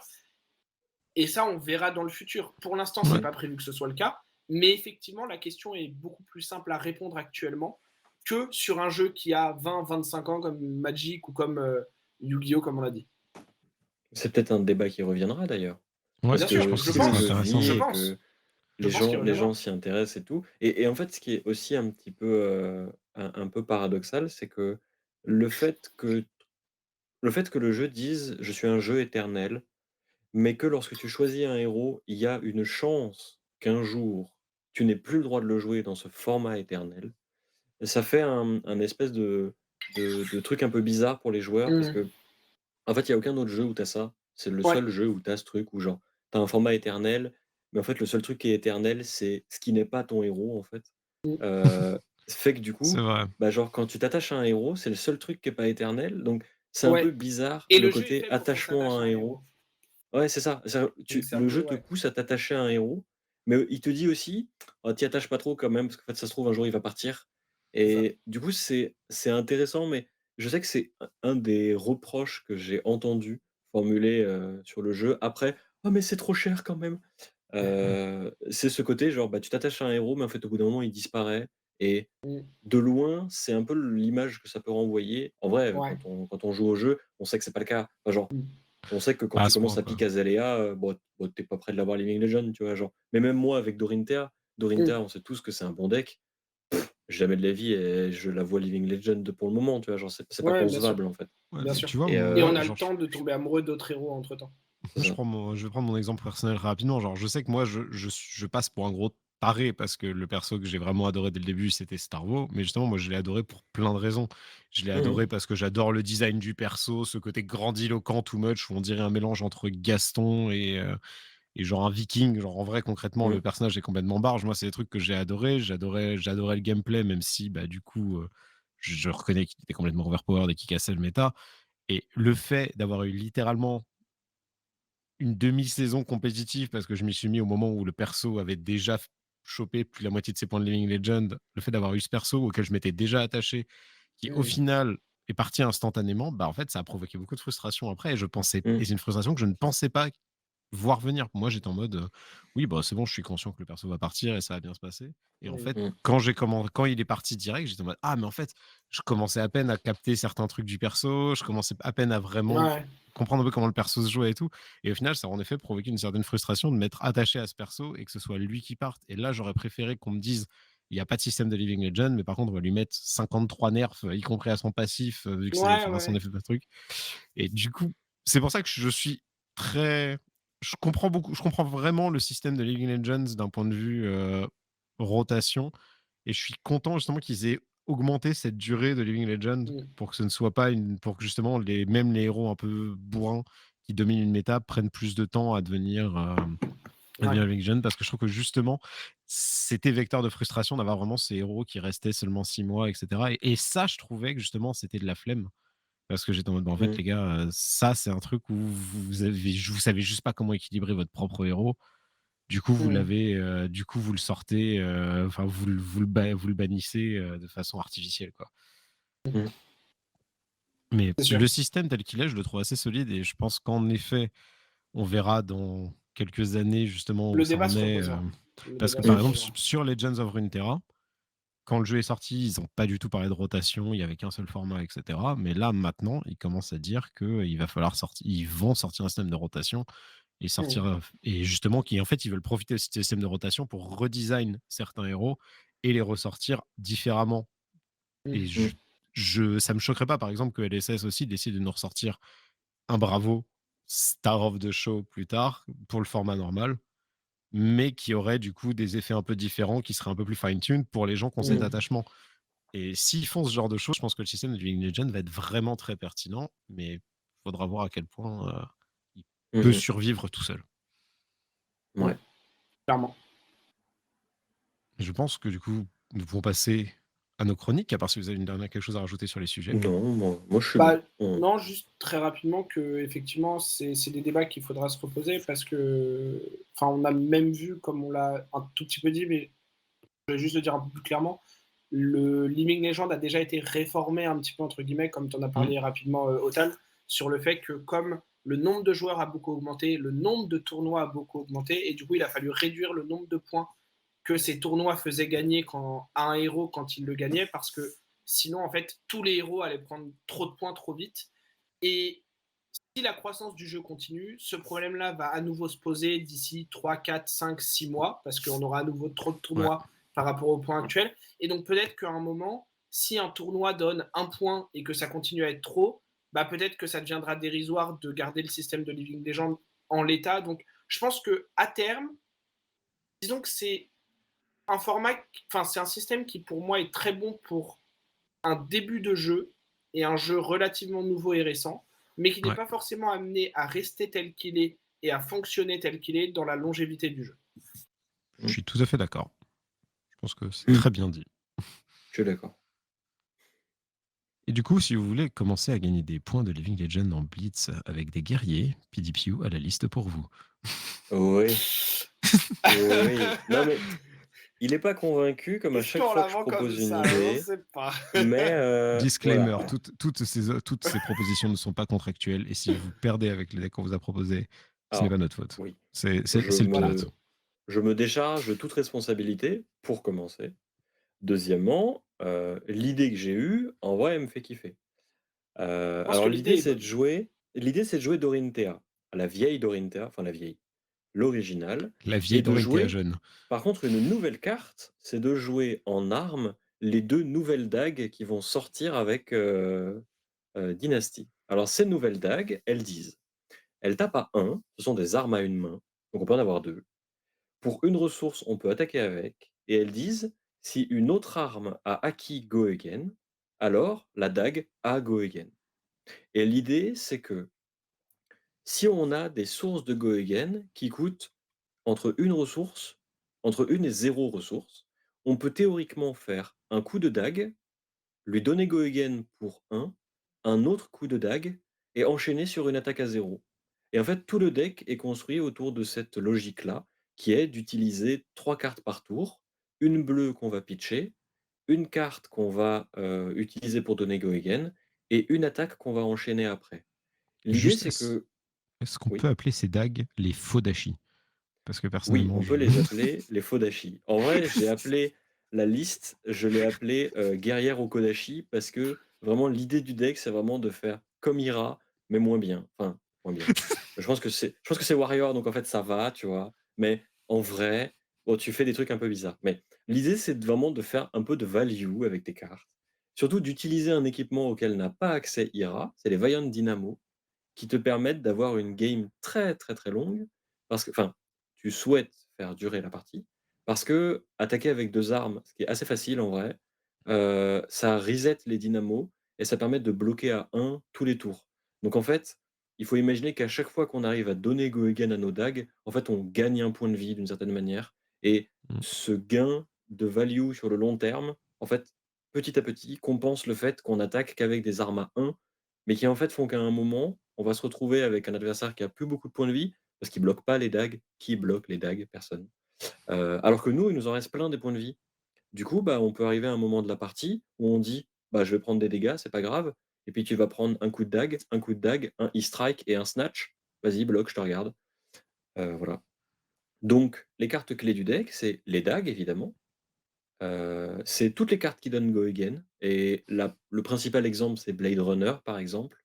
Qui, pour un en attaque-réaction, permet de donner go again à une dague, ce qui nous permet de donner go again à la première attaque de dague pour faire que la suivante tape à 4, qu'elle ait go again parce que la première a acquis go again et d'enchaîner sur un snatch ou un Vipox, parce que c'est quand même super stylé de jouer un Vipox, ou des wounding blows ou des machins comme ça. Ce qui est intéressant aussi avec le deck, c'est que théoriquement, on peut, faire une séquence qui fait, pas mal de dégâts, si on arrive juste à attaquer avec une dague, lui donner go again, attaquer avec une autre dague et si cette dague touche, alors dans ce cas-là, on peut réattaquer avec. Parce que du mmh. coup, elle a acquis go again, elle a toujours go again en fait et il nous reste une ressource qui traîne. Donc en fait, il y a je pense qu'il y a pas mal de petites choses à faire avec le deck. Je pense que la liste que, j'ai fournie là est, une base et que vraiment elle n'est pas, finie. On n'est pas à l'abri qu'il y ait du support dans l'édition, qui arrive, dans Dynasty, pour ce genre d'archétype justement. Mais, je trouve ça intéressant de vouloir vraiment utiliser les dynamos à fond. C'est quelque chose qui avait déjà été imaginé pour Kassai avant qu'elle ait, Mmh. sa spécialisation et je trouvais déjà le deck assez cool, en fait, et du coup, je me suis dit que j'allais essayer avec Dorinthea parce que je voulais une idée un peu originale. Voilà, donc si ça vous intéresse, n'hésitez pas à essayer, C'est un deck qui pionce, hein, vraiment. C'est-à-dire que le but, c'est, bloquer avec, 2 à 3 cartes, en utiliser, 1 ou 2 pour boubouter et utiliser les dynamos à tous les tours. Du coup, Ça je fait viens des de trucs. réaliser que le deck, c'est un Ninja Warrior. Voilà, Bien sûr, C'est complètement. ça. comme l'émission. Alors là, c'est oui, exactement. C'est un Ninja Warrior et ça marche parce que sur Vion Dynamo, le personnage il court et sur Blade Runner, le Et personnage il demi court out. et sur Hit and Run, le personnage il court. En fait, tu cours tout le temps. Voilà C'est et beau. en J'allais plus le dire et en deck plus, il y a Hit and Run, c'est beau, quoi. J'ai rien à ouais, dire. en plus le deck, il a fallu que je le refasse 3 fois parce que comme je sais pas lire les cartes, parce que lire les cartes ça sert à rien, Ouais. Croissant, je lui ai envoyé 3 listes, il m'a fait: «Mais tu as mis des cartes, ça marche pas». Et du coup, je suis en mode: «Ah punaise, ça marche pas». Du coup, j'ai recommencé 3 fois parce que du coup, il y avait des cartes, il fallait pas les jouer, enfin bon. D'ailleurs, Mais du en vrai, il y a des cartes que je t'ai dit de changer. Il aurait fallu que je te dise d'en changer une autre et de laisser celle-là. Mais Ah euh, bon? bah, en fait, Comment ça? les Run Through et les Blade Flash qui donnent Go Again à une épée et qui étaient dans le deck au départ, mais qui du coup ne marchent pas avec les dagues. En fait, j'aurais Oui. dû te dire de les garder et à la place de mettre 2 dagues, de mettre un Saber, qui est du coup une épée, les Cintari Saber, Alors, et une dague. Parce qu'en fait, ça attaque un la de plus. la principale raison pour laquelle j'ai pas fait ça, c'est parce que je crois que j'ai pas Tu de n'y as pas raison. Peut-être pensé. mettez un Tu n'y sabre, as c'est pas bien. pensé. Voilà. Si Je non mais pense que si, j'y ai la seule pensé, chose que je dirais sur cette liste, qui par ailleurs, je mais pense, est sympa et peut être très efficace dans le jeu de value, comme disait Pilpiou, ouais. c'est, je pense, qu'il n'y a effectivement pas trop de raison à ne pas mettre un sabre à la place de la deuxième dague. Vous mettez un Cintari Saber et une Quicksilver Dagger. Et en fait, du coup, vous pouvez jouer plus de cartes qui donnent Go Again à votre sabre, puisqu'il y a des cartes qui ne targetent que des épées, comme Run Mmh Through par exemple, ou Blade Flash. Et du coup, vous donnez Go Again à votre épée. Et du coup, la dague et obtient après Go la Again. Et dague, en plus, en fait, vous ouais, attaquez à un de plus sur la première attaque. Du coup, il n'y a pas oui. vraiment d'argument à ne pas le faire. Mmh. Et c'est juste augmenter un peu le power level de ce que cette liste-là veut faire littéralement, mais juste le faire un tout petit peu mieux parce que vous avez changé une arme. Qui en plus c'est une arme rare qui coûte genre 20 centimes, que tout le monde Ouais, ou presque a dans son bulk, donc c'est... la dague aussi. Oui, non, mais ce que Elle est je veux pas dire, c'est sortie, t'as que... compris. Oui, mais ce que je veux Ouais, dire, c'est que là, je dis pas de faire un changement sur la liste ouais. qui va Ouais, coûter bien sûr. 50 balles aux gens qui, là, se disaient au début de cette chronique, oh, la liste a l'air trop bien, et qui là, d'un coup, disent, ah bah Bah, non, mais je de peux toute plus jouer la manière, liste parce que... à partir du moment où dans la liste, il y a un Heart of Yendal et que je dis les dynamos c'est fort et que tu vois le prix de ces cartes, C'est pas bon, faux. ça casse un C'est peu pas la faux. tête, quoi. C'est J'ai vrai pas dit que que je faisais des listes budget, hein, c'est vraiment. vrai que jouer ce genre de deck sans les Valiant Dynamo, Ouais, je vous le conseille pas en c'est tout pas cas. vraiment pertinent. En fait, ce genre de liste, les warriors qui jouent avec des armes à une main, pardon, donc avec deux armes, en général le font en grande partie pour profiter de Valiant Dynamo, qui est un équipement, quand les parties durent, qui est très fort. Et du coup, si vous n'avez pas le budget, ce qui est totalement compréhensible, pour acheter cette carte, Mieux vaut éviter. Enfin, jouer c'est-à-dire que Doridon le deck Blade sera ou moins jouer une autre pertinent, quoi. classe, ou jouer quand même ça, mais du coup avec un power level qui sera moindre et un peu moins d'intérêt et de value dans la liste. Voilà. Du coup, si c'est possible, ce serait cool que justement on rajoute dans le lien de la vidéo, on mette la liste customisée avec le sabre. Ouais, Euh, mais de toute la façon, je vais liste la mettre à humanisée. jour. Je vais la Voilà. mettre à jour et le lien, qui sera disponible sera un lien avec le sabre, qui sera juste Super. mieux. C'est tout ce qu'on Voilà, veut. Donc voilà, pour exactement. comme d'habitude, hein, les amis qui écoutent et ou qui regardent, la liste est dans les commentaires. Si vous jouez avec, n'hésitez pas à nous le dire. Parce que, bah, en fait, ça doit être très drôle. J'ai Mmh. vraiment envie de voir ce que ça donne les gens qui jouent tes listes, en fait. J'ai envie de voir, genre, sur la durée et tout, est-ce que les gens ont testé tes listes? Est-ce qu'ils les ont emmenées en tournoi? T'inquiète, Genre, je veux voir des résultats et des choses comme ça, moi. Genre, je veux que ces listes Bah, soient jouées. t'inquiète, je t'aime. j'adorerais. Ouais, je sais, t'inquiète. Je sais, Croissant, t'inquiète. On en reparlera peut-être quand on aura un peu plus de gens qui nous suivent régulièrement. Petit tease pour quelque chose de mystérieux. Oh là là là là, cette chronique de l'enfer. T'inquiète. Elle est trop bien cette chronique. J'ai trop hâte de tous les. Enfin, de toute façon, en même temps, je suis fan des 3 chroniques qu'on fait. Genre, chaque semaine, je me dis nos chroniques, elles sont trop cool. Donc, Mmh. et du coup, est-ce qu'on passerait pas à la deuxième chronique? Croissant, le point de règle. Yes. Alors, le point de règle d'aujourd'hui, il est inspiré d'une situation qui a eu lieu dans plein de games à la suite de Pricing, qui a été mal Toum, cette judge histoire certaines est fois, inspirée de faits réels. qui certaines fois s'est avéré être mal arbitré, notamment lors d'un calling à À Lille, Lille. dans une table à Otal. Encore une fois, parce que je crois que j'avais déjà évoqué cette histoire, mais encore une Yep. fois, ça arrive. Donc c'est pas du tout pour mettre le blame sur l'arbitre qui a fait le call. Mm. L'arbitre est d'ailleurs venu s'excuser, comme tu en as parlé, je crois, la semaine dernière, quand on Ouais, a raconté un peu cette histoire au TAL. Donc c'est vraiment pas du blame. semaine De toute d'avant. façon, je suis moi-même arbitre, donc je sais ce que c'est et c'est pas du tout du blame. Mais du coup, Et, voilà, donc c'est une et même interaction. moi, Ouais, hein, ouais, j'ai juste proposé qu'on le fasse parce que justement, je me suis dit que vu que c'était un truc qui avait été même mal ça peut roll être par un intéressant pour des gens. arbitre, ça peut être intéressant pour des gens, ça peut être intéressant si vous vous retrouvez face à cette situation-là. C'est pour ça que je l'ai suggéré. J'ai aucun problème avec le ruling qui a été fait. Sur le coup, il paraissait tout à fait logique aussi. Mm, Et les arbitres sont des humains, donc il n'y a pas de souci. Mais au moins comme ça, Mmh. vous connaîtrez le bon fonctionnement de la carte c'est et ça. vous pourrez en parler. Alors du coup, donc l'interaction dont on va parler, c'est avec la carte Hypothermia et donc des attaques qui ont Go Again ou qui gagnent Go Again. Alors déjà, le premier tout petit point que je voudrais dire, parce qu'il y a beaucoup de gens qui posent la question et il y a beaucoup d'interrogations là-dessus, Hypothermia dit les attaques que vous contrôlez ne peuvent pas gagner Go Again. D'accord. Au début de votre phase, vous détruisez Hypothermia, et Hypothermia étant une aura affliction, en fait, elle arrive sur le terrain sous le contrôle de votre adversaire. Ce qui signifie que les attaques, enfin, le texte qui dit les attaques que vous contrôlez, en fait, c'est les attaques de votre adversaire. Ça ne vous affecte pas vous-même, évidemment. Le point, c'est qu'il y a beaucoup d'attaques, notamment des attaques qui viennent des premières extensions, qui ne disent pas si telle condition, cette attaque gagne Go Again, mais elles disent si telle condition, cette attaque a Go Again. En anglais, as Go Again. Et donc, il y a beaucoup de questions qui ont été posées en disant oui, mais du coup, s'ils disent as Go Again, bah, c'est qu'il a Go Again et que donc Hypothermia ne l'affecte pas. Non. Pour le point de règle d'Hypothermia et de manière générale dans le jeu, as Go Again et gain go again, c'est la même chose. Mm. Ça veut dire que la carte à la base n'a pas go again et que une condition ou un effet lui confère go again lorsque la condition ou l'effet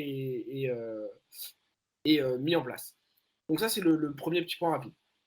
Et du coup, pour l'interaction spécifique, donc on va avoir un joueur d'Islander qui a donc un hypothermia en arsenal, donc il va pouvoir le jouer en instantané. Et en face, on va avoir un joueur, on va dire un joueur Runblade, parce que c'est des joueurs qui aiment bien jouer des cartes agressives. Je Avec confirme, plein de c'était une go-again. braillard. C'était une braillard, je confirme. Et donc, on va avoir un joueur qui va tout d'abord jouer un Captain's Call, qui, dans notre exemple, va être bleu. Et donc, ce Captain's Call, on va choisir le mode Go Again. Donc, la prochaine Attack Action card qu'on joue, qui a un coût de 0, gagne Go Again. On va ensuite jouer un Enlightened Strike. Et donc, Enlightened Strike, c'est une carte qui, quand on la joue, en coût additionnel, on met une carte de notre main sous le dessous du deck, et ensuite, on peut choisir le mode de piocher une carte, de lui donner plus de puissance, ou de lui donner Go Again. Alors du coup là, vu qu'on lui donne déjà Go Again avec le Captain's Call, on va choisir par exemple de lui donner plus 2. Donc on a maintenant un Enlightened Strike à 7 Go Again qui est joué et qui se résout pour attaquer Islander. Islander décide maintenant de jouer en instantané son hypothermia. Alors, lorsque Islander joue son hypothermia, bon, déjà, il y a le trigger d'Islander qui va donner un frostbite, mais c'est pas ça dont on va parler dans notre exemple, puisque l'important, c'est que du coup, pour beaucoup de joueurs, et y compris pour certains arbitres, au début, lorsqu'on n'avait pas encore tous bien intégré les rulings, les release notes, etc., beaucoup de gens ont pensé que dans ce cas-là, E-Strike continuerait d'avoir Go Again, puisque Hypothermia n'affecterait que les attaques suivantes qui ne pourraient pas gagner Go Again à la suite de la résolution d'Hypothermia. Et en fait, en réalité, Hypothermia, c'est dans les release notes, donc c'est comme ça que ça fonctionne, c'est sûr à 100% tant que ça ne change pas, parce que ça peut toujours changer un jour. Hypothermia enlève rétroactivement les Go Again, en plus d'empêcher des attaques futures de le gagner.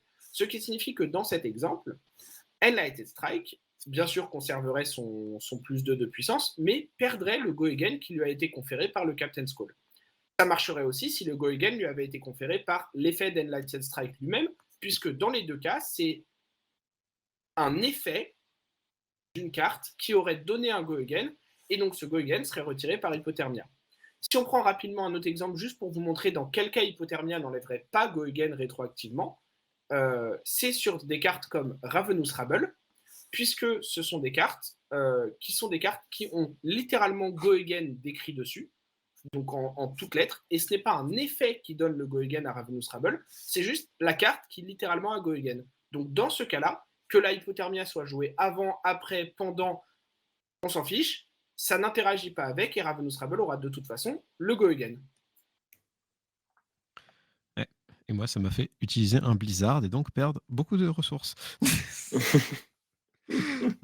Mais ouais, donc voilà, c'est super. Moi, je trouve que c'est super intéressant ce point-là, justement, parce que c'est un truc qui est souvent ignoré. On se dit, bah non, il n'y a pas de raison que ça marche comme ça. Et en fait, si, ça marche comme ça, parce que le Go Again a été donné. Ah. Et donc, maintenant, on va pouvoir passer à votre nouveau segment préféré, les deux compétiteurs, là. Ouais. Devinez une carte. Attends, je me relève un peu, là. Je vais finir par appeler ça question pour un bout de carton, vous allez voir. Oh ouais! Oh, j'aime bien. En vrai, ça rime en plus. En vrai, je signe. Ah Vous ouais, signez super. Ok, le segment s'appelle maintenant question pour un bout de carton. Vous l'avez entendu ici, les amis. Parfait. Pour le moment, le standing est très simple. On a Croissant à 5 points pour avoir fait son gros one-shot sur la première fois où il a essayé de deviner une carte. Et malheureusement, PDPU à 0, parce que la dernière fois, ça s'est pas très bien passé pour aucun des deux. En fait. On n'a pas été très tous les bons, deux un peu galéré la semaine dernière. Ouais, on n'a pas été très performants. Vu que les deux joueurs ont eu l'initiative de commencer, j'ai retiré aléatoirement qui commencerait cette fois, et la personne qui commence, c'est Croissant. Petit rappel des règles. Je vais donc lire un texte d'ambiance d'une carte, et vous pouvez tenter donc de deviner quelle est cette carte avec son texte d'ambiance pour 5 points. Toute proposition faite est votre proposition finale, c'est-à-dire que si par exemple vous tentez directement au moment où il y a 5 points, c'est 5 points si vous réussissez et 0 et vous ne pouvez plus tenter si vous ne réussissez pas. Mais pour faciliter la tâche, il y a bien entendu la possibilité d'acheter des indices pour un, donc l'édition, le coût de la carte, la rareté ou le type. Lorsqu'un joueur Mmh. décide de ne pas tenter sa chance, il passe à l'autre joueur. C'est un peu comme la priorité dans Flesh and Blood, hein, c'était un peu l'idée aussi. Et du coup, si les 2 joueurs décident de passer la priorité, on passe à l'indice. Mmh. Pour aujourd'hui, nous avons une phrase relativement rapide qui est Be careful who you talk down to. Je répète, be careful who you talk down to. Essaye pas d'analyser l'image floutée, toi. Ah non, non, non, j'essayais de lire parce que je suis un Sachant peu que migleux je fais et vraiment confiance à Night pour avoir vraiment en plus défoncé l'image. Genre, elle est à moitié ouais. transparente. Tu sais, tu vois plus le fond Mmh. d'écran. Pour les gens qui ont l'image, vous voyez plus le Pulse of Eisenloft derrière que l'image. Donc, il n'y a pas y a Mmh. pas de souci. Je fais entièrement confiance à notre régisseur pour que les indices n'existent pas. Je vais passer la priorité à Pinipiu. J'ai une piste d'idée, mais Moi, T'as pas je confiance en passe. toi. je passe. Ouais, Du coup, ouais. Croissant, quel indice veux-tu? Alors rappelle-moi, on a l'extension, Le coût de le la coût. carte, la rareté et le type de carte. Hmm. Sachant que le type n'inclut pas les talents, par exemple, s'il y en a. Ouais. Je vais te demander l'extension, s'il te plaît. C'est une carte de monarque. Oh, ah ouais, ça, c'est une édition que je connais, ça. Pas du tout. Sachant que à la base, je précise, j'ai un dossier en fait là que je me suis préparé avec des phrases de toutes les extensions et j'ai demandé à Knight au pif, genre sans même lui dire pourquoi, je dis cite-moi une extension de Flesh and Blood s'il te plaît. Et du coup, j'ai Hmm. choisi dans mon dossier l'extension comme ça. Ah là là. Nous sommes donc à un maximum de 4 points pour le joueur qui trouvera la carte pour le moment. Ah là, c'est à Croissant de le Ouais, dire, de toute façon. je vais à nouveau passer la priorité. Ah moi, tu vois, là, je nage dans un océan de flou, je passe. Euh, Mais ça, en fait, ça va te donner l'info que j'ai déjà si je dis ça. Parce que tu penses vraiment que j'ai une idée, là? Tu penses vraiment que parce Non, que toi, mais tu si je. réfléchis, Non, non. tu essaies d'avoir des théories. Là, Moi, t'as gros, là, je t'as aucune nage. idée. Là, t'as aucune idée. Moi, j'en ai une. Mais si je demande un certain indice, tu l'auras aussi. Donc, Mmh. je vais te demander le type de carte, s'il te plaît. C'est une action. Du coup, c'est pas une attaque-action, c'est juste une action. C'est juste une action. Ah, ah ouais, ça m'arrange pas ça, cette histoire. Ah ouais, non mais attends, faut que je réfléchisse.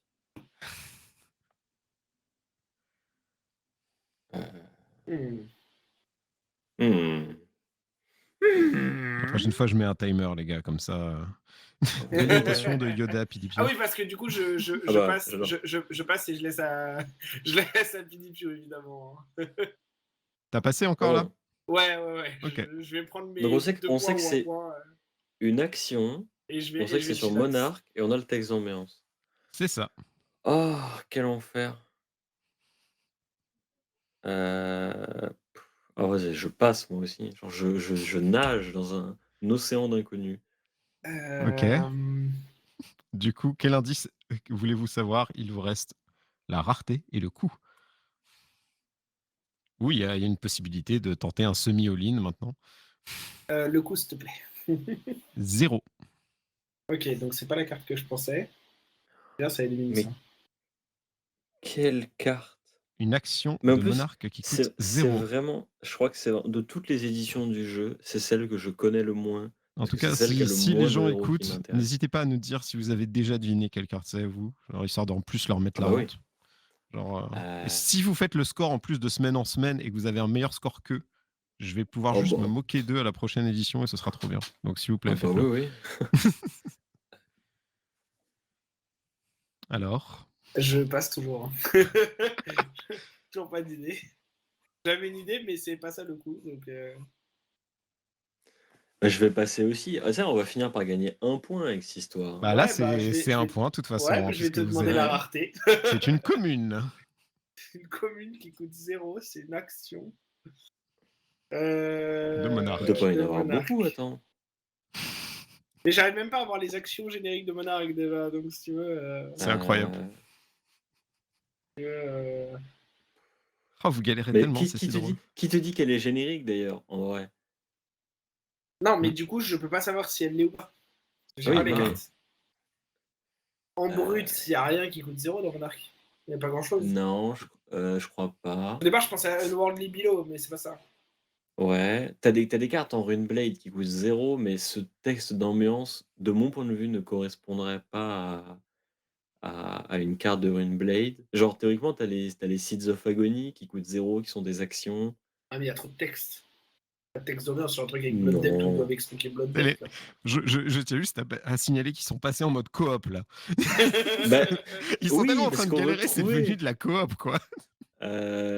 Il y a. Pour moi, c'est une générique. Genre, au début, j'étais sur Captain's Call, parce que pourquoi Non, pas. ça n'a pas de texte d'ambiance. Ah ouais. T'es sûr? Quasiment. Et L'autre ce serait fois, pas ça le j'étais- texte d'ambiance. L'autre Parce que fois, j'étais la dernière fois, convaincu qu'il n'y avait pas la dernière de. fois, C'est t'as vrai. dit qu'il n'y avait pas de texte d'ambiance sur C'est une vrai, carte et mais c'était celle que t'as dit. Mais C'est vrai, je suis d'accord. Je suis d'accord. Mais je pense pas qu'il y en a. On l'a vu juste avant sur le point de règle. On l'aurait vu, non? ah, là, il commence à avoir le Ouais. doute, là il commence à semer On le doute l'aurait dans vu, sa non? propre tête. Oh, Il va attends, s'auto-train. attends. Vas-y. C'est ta chance. Eh, de tu toute sais façon. quoi? Je vais la tenter. Si c'est pas ça, c'est pas grave, j'aurai toujours mes 5 points d'avance. Vas-y. Je tente Minowism. Bravo, Oh, let's tu as go. gagné un point, Let's c'était go. Minoïsme. Let's go. Putain. Putain, j'étais Ah, vraiment. il faut en mode- savoir que de toute manière, je n'aurais pas accepté le point parce que, comme je suis un margoulin, j'ai accès littéralement à la database de Fabrari et je suis en train de Oh, t'es allé chercher la regarder une là. carte de monarque qui coûte 0. Oh, le J'étais en mode, tricheur. il est où le texte d'ambiance? De toute manière, j'aurais refusé le point. Oh, le Aïe, aïe, aïe. tricheur. Oh là là. Eh ouais, mais ça me turlupine ces machins. Par contre, il n'y a pas beaucoup de cartes avec des textes ambiance sur monarque. Il y a beaucoup de trucs sur ces cartes en vrai.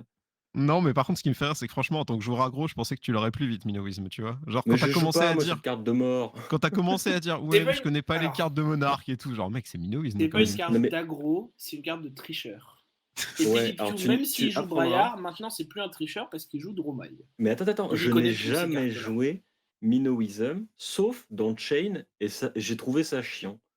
Toutes les fois où j'ai joué Minowism, j'étais en mode, bah Oui, non, mais franchement, on s'emmerde. t'as trouvé Bon. Shane chiant, mais ça reste. Mais je trouve ça que la reste, carte elle-même, je sais qu'elle est forte, genre, il n'y a pas de doute, tu vois.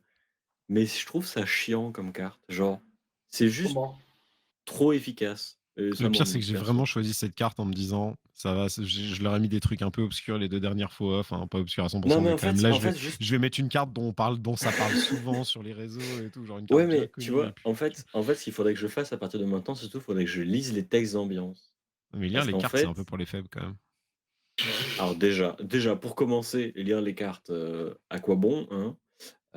Et ensuite, les textes d'ambiance, moi j'avoue que je les lis assez rarement parce que, bah, ils sont en anglais et en vrai, un texte d'ambiance en anglais, de mon point de vue, aura toujours moins d'impact sur moi qu'un texte d'ambiance en français. Genre à Magic, je prends beaucoup de plaisir à lire des textes d'ambiance en français parce que soit il y a des blagues, soit tu as des jeux de mots, soit c'est des Mmh. références à d'autres trucs et tout et Mmh. donc c'est cool. Mais c'est vrai qu'en anglais, tu peux avoir des subtilités de langage qui, bah, je lis l'anglais, je parle l'anglais, mais c'est pas ma langue maternelle. Du coup, ça me touche moins. Genre, j'ai moins d'aisance avec la langue. Moi, j'appelle ça des excuses du mec qui a 0 point face à l'autre qui a 6. Mais moi, Ouais, c'est ce bien que sûr. j'allais dire. Hein, je suis assez Bien sûr, d'accord. mais peut-être Alors, que j'ai 0 point l'anglais, le français, parce ça que va, je mais suis c'est une 0. teub en anglais, enfin, parce que je maîtrise moins l'anglais que d'autres, et que du coup, je lis pas le texte. Mais de toute façon, Je sais pas, je un Du lis coup, anglais, je c'est lis pas ma toujours. langue maternelle. juste pour savoir, ce sera, comment tu justifieras si tu ne trouves pas une carte qui a été publiée en Black Label. Alors en Black Label, il y a un monde où je trouverais un peu plus. Parce que j'en ai lu parce que ça me faisait rire. Parce que les textes ambiants sur Black Label, ils me font rire, pas parce qu'ils sont drôles, parce qu'ils sont ratés en fait. Juste parce que la traduction marche pas. Je pense il y en a qu'en certaines vrai, de Runeblade. si Qu'est-ce je qu'ils sont vous fais un délicieux. moment une carte de Black Label, enfin une carte qui est une traduction Black Label, je vous mets forcément le texte en anglais au début, mais à partir du moment où il y a l'indice édition qui est sorti, mais je vous lis la traduction avec. Hein. Voilà, trad FR. C'est Let's go. obligé. Mm. Je Bah, pense du que ce coup, serait faire. Bon, eh Du bien, coup, en il tout a cas, 6 points l'autre là. 6 Wouah. points pour Croissant, là. Bang bang. Et on est dans la solidité, hein, bien Ah joué. bah là, Bon, je suis après, tu sur as un fait, nuage, hein. après, voilà, tu vois, là, tu dis 6 Bah, je points, c'est fais bien, tu as de l'avance et tout. 5-0-1 Pour le là, moment, mais tu as fait, voilà, 5-0-1, ouais, mais là, c'est c'est mieux que la bon. semaine dernière, du coup, tu vois? Là, c'est mieux que la semaine dernière. Je vais remonter la pente petit à petit. Mais Non, moi, j'ai Mmh. confiance en PDPO, il va lire les cartes maintenant et Ouais, il va trouver des trucs. je vais me faire un mémo là avec toutes les cartes et leur texte d'ambiance là, je vais m'interroger. Parce on que va j'ai vraiment ouvrir que une ça à page, faire à en fait côté. surtout. On va ouvrir une page internet à côté et on va être là en mode: «Oh, oh, oh». Ah ouais. Déjà, on va aller voir commencer à taper, à faire un petit contrôle F et tout, là, genre, Ah bah, ça se trouve vous m'avez pas cramé tapé mais moi j'étais en train de chercher, hein. franchement, choper 0 point en cherchant, moi, je trouve que c'est honnête, hein. Ah beh oui, ben voilà, tu vois? Bon, voilà. La qualité. Bon, bah, en tout cas, sur ce, notre épisode se termine parce que Mmh bah, mh. c'est notre dernière section. Merci à tous les gens qui nous suivent. On a de plus en plus d'abonnés. Là, on est bientôt à 100 personnes au moment où on enregistre. Et Oui, franchement, ce serait très c'est stylé trop qu'au moment de bien. la diffusion, on est 100 abonnés. Je Mmh. kifferais fort, en vrai. Très cool. C'est pour ça qu'il C'est faut trop bien. s'abonner d'ailleurs. Ah ouais, Abonnez-vous, franchement. s'il vous Ouais, plaît. faites-nous plaisir là pour les Worlds. Un petit 100 abonnés pour les Worlds. Là, ce Oh, serait du kiff. ce serait stylé. Mmh. Mais en tout cas, bon, après, si vous n'avez pas envie, bien, déjà, vous nous écoutez et c'est déjà très plaisant. Donc, merci à vous Mmh mh. et à la prochaine fois. Oui, Ciao Yes! tout le monde. salut à tous.